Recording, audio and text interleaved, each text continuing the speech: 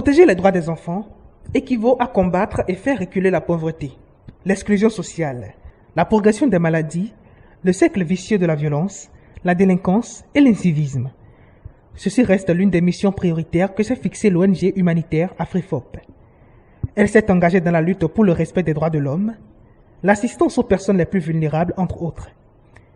C'est dans cette logique que ce mercredi 14 avril, l'organisation non gouvernementale a posé un acte salutaire.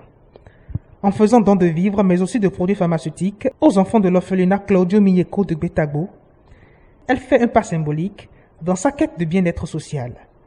Jacques Richard Kodjo, secrétaire général de l'ONG AfriFOP, dévoile les véritables raisons de cette œuvre salutaire. Et nous avons identifié le centre, l'orphelinat Claudio Migneko, parce qu'il y a un travail formidable qui se fait ici. Il y a beaucoup d'enfants qui sont recueillis ici. Et ce qui nous intéresse le plus dans le centre, c'est l'éducation. Parce qu'il n'y a pas de survie d'une nation sans éducation ici. Et nous nous sommes dit, qu'est-ce que nous pouvons faire? Voilà la modique contribution que nous avons apportée. Un peu de haricots, quelques moustiquaires imprégnés, un peu de déparasitants, des vermifuges pour permettre aux enfants d'être en très bonne santé. Voilà ce que nous avons pu apporter d'abord. Et vous voudrez bien accepter ce présent. Ce n'est pas beaucoup, mais ça vient de notre cœur. Merci beaucoup. J'en aurais fini en saluant deux responsables de l'ONG qui ne sont pas au pays, mais qui ont travaillé pour que cela se passe. Je voudrais parler du président de notre ONG, Kodjo Wilfried Roberto, qui est actuellement en mission au Mali, mais qui a tenu à ce que cette œuvre se passe.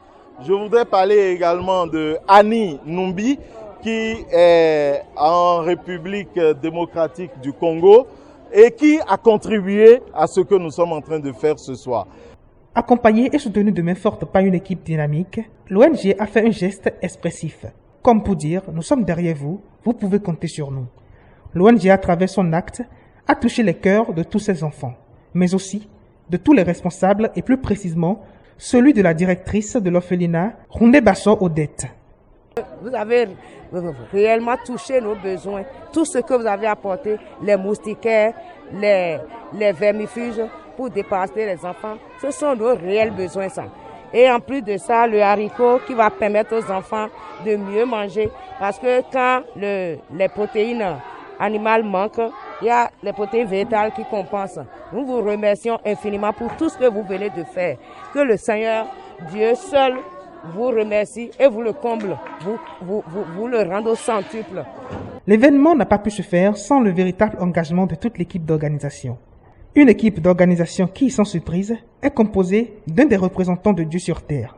Il s'agit du père Ishola Anselme Nyolonfon, qui occupe la place de vice-président au sein de l'ONG AfriFOP. Les enfants, et nous voyons ce que le Seigneur fait à travers l'orphelinat Claudio ici. Donc AfriFOP a voulu marquer son premier coup en commençant avec l'orphelinat ici, avec les enfants qui sont au-delà de 300. Donc c'est l'excellence que nous voulons cultiver et c'est parti pour le bon. Une chose est sûre, fondée sur des objectifs concrets et surtout précis, l'ONG AfriFOP est partie pour devenir une icône dans la lutte pour le respect des droits de l'homme.